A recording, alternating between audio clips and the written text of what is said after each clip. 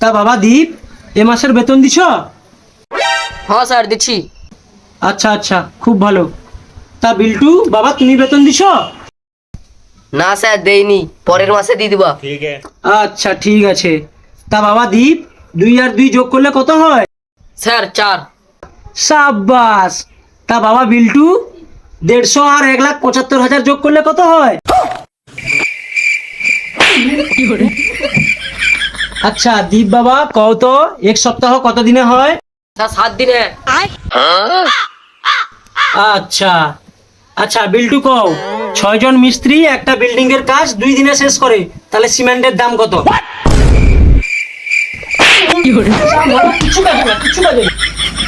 শালা মূর্খ টকা।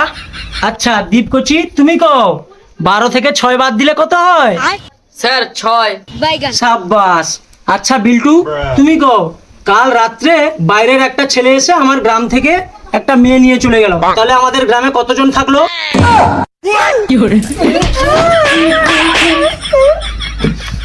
শালা মূর্খ গোবর্ধন। আচ্ছা দীপ ভাইয়া তুমি কও তো যে তোমার বাবার নাম কি? স্যার শ্রীকৃষ্ণ প্রামাণিক।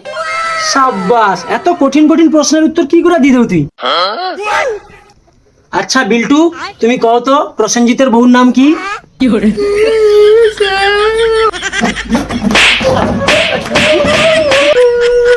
স্যার আজকের দিনটা আমাকে ছেড়ে দাও, আমি কালকে টাকা নিয়ে যা তোমাকে দিয়ে দেবো। ঠিক আছে মনে রয় যেন।